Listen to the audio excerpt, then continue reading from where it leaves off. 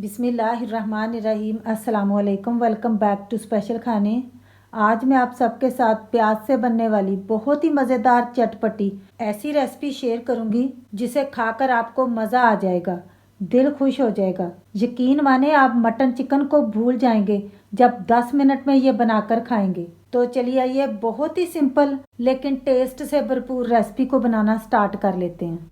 इस रेसिपी को बनाने के लिए यहाँ पर मैंने 250 ग्राम्स अनियन ले लिए हैं। ये क्यूट से बेबी अनियन मैंने लिए हैं। अगर आपको इस तरह के छोटे छोटे अनियन मिल गए तो बहुत ही अच्छा है। इस रेसिपी के अंदर हमने छोटे अनियन का ही इस्तेमाल करना है, लेकिन अगर बाय चांस आपके पास ना भी हो छोटे अनियन तो आप मीडियम साइज के अनियन ले सकते हैं। फिर आप उसमें से 4 पीस कर लीजिएगा। अब हमने अनियन को छील लेना है।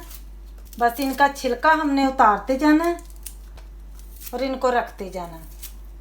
छोटे अनियन जब हम लेते हैं तो वो दिखने में बहुत अच्छे लगते हैं और मेरे ख्याल में बड़े अनियन की निस्बत छोटे में ज़्यादा टेस्ट होता है।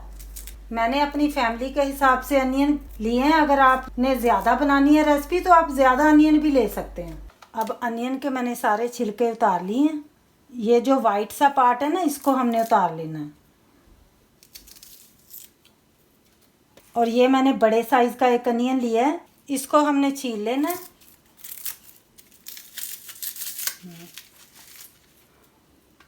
अब अनियन को मैंने वॉश कर लिया। ये जो बड़े साइज़ वाला अनियन है इसको हमने रफली काट लेना है और इसको हमने सेपरेटली चॉपराइज कर लेना है। मैंने बड़ा अनियन इसलिए लिया है कि छोटे अनियन मेरे पास बस सिर्फ इतने ही थे। अगर आपके पास छोटे अनियन ज़्यादा हैं तो आपने उसमें से कुछ अनियन ले लेने हैं और उसको आपने चॉपराइज कर लेना है। अब यहाँ पर मैंने एक बोल ले लिया छोटा सा। कुछ ड्राई मसाला जात है मेरे पास, जिनमें सबसे पहले तो हमने सॉल्ट ले लेना है। 1 teaspoon salt, half tea spoon के करीब हल्दी, 2 टीस्पून धनिया पाउडर, इसमें धनिया पाउडर ज़रा ज़्यादा ही डलता है, और 1 टीस्पून चिली पाउडर। बस इसके अंदर नॉर्मल मसाले ही डाले जाते हैं, ज़्यादा मसाले कोई एक्स्ट्रा नहीं हमने डालने। अब हमने मसालों के अंदर तकरीबन हाफ कप के करीब पानी शामिल कर लेना है। इस तरह मसाले पानी के अंदर डालने से ना मसाले फूल जाते हैं और ज़्यादा खुशबू इनमें से निकलती है। मसालों को अच्छे तरीके से मिक्स कर लिए। बस अब ये रेडी है। अभी हमने इसको साइड पर रख लेना। अब यहाँ पर मैंने कुकिंग पैन ले लिया है। फ्लेम को मैंने ऑन कर लिया लो से मीडियम पर, और मैं यहाँ पर शामिल करूँगी कुकिंग ऑयल। ये मैंने ले लिया तकरीबन हाफ कप। जब ऑयल थोड़ा सा गर्म हो जाए तो ये जो मैंने वॉश करके अनियन रखे थे इनको हमने डाल लेना और हमने अनियन को फ्राई करना है। बहुत ज़्यादा नहीं हमने इनको फ्राई करना, बस इनका कच्चापन चला जाना चाहिए।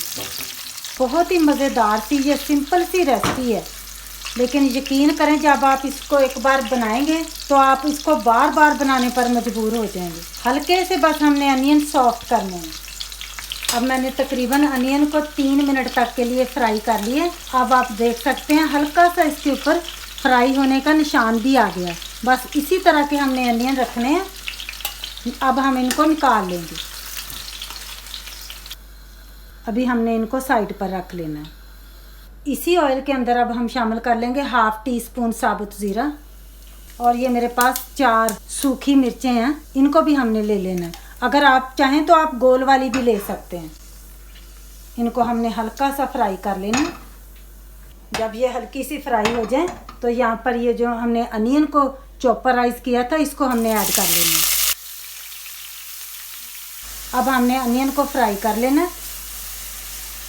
अनियन को फ्राई करने के दरमियान ही हमने 1 टीस्पून गार्लिक जिंजर की पेस्ट भी ऐड करनी है। इसको भी हमने अनियन के साथ ही फ्राई कर लेना है। फ्लेम को मैंने थोड़ा सा कम कर लिया था।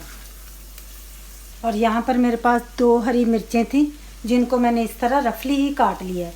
इनको भी हमने ऐड कर लेना। एक ज़रा मेरे पास मोटी वाली थी और एक बारीक वाली थी।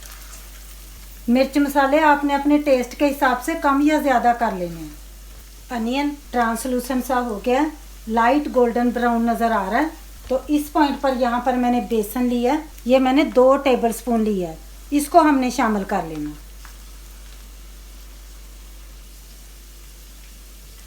बेसन को भी हमने अच्छे तरीके से अनियन के साथ ही भूनना है।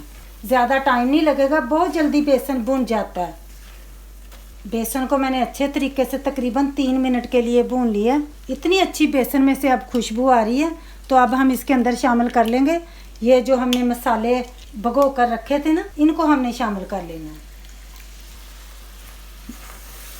अब हमने मसाले को भूनते जाना है।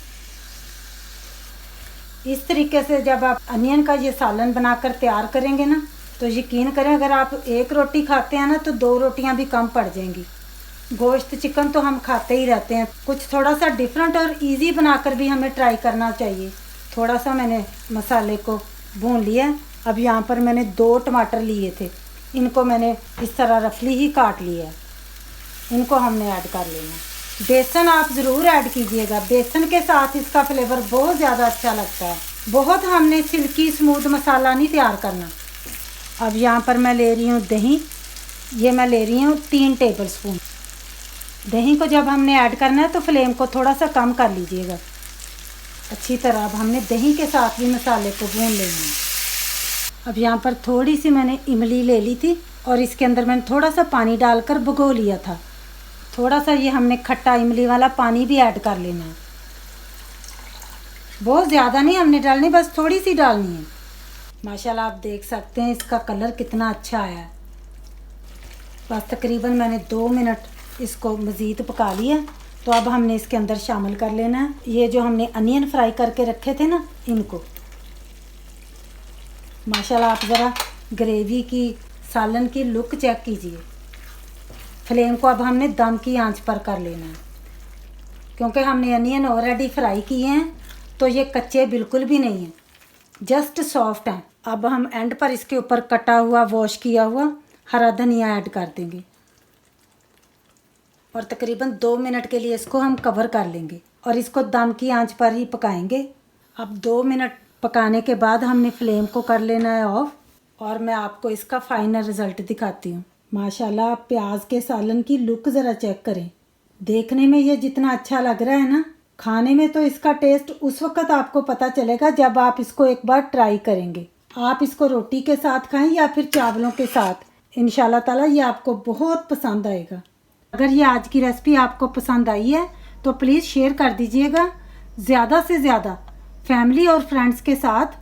दुआओं में याद रखिएगा। फिर मिलेंगे इंशाल्लाह ताला मेरी एक बहुत ही ख़ास रेसिपी के साथ। तब तक के लिए ढेरों दुआओं के साथ अल्लाह हाफिज़।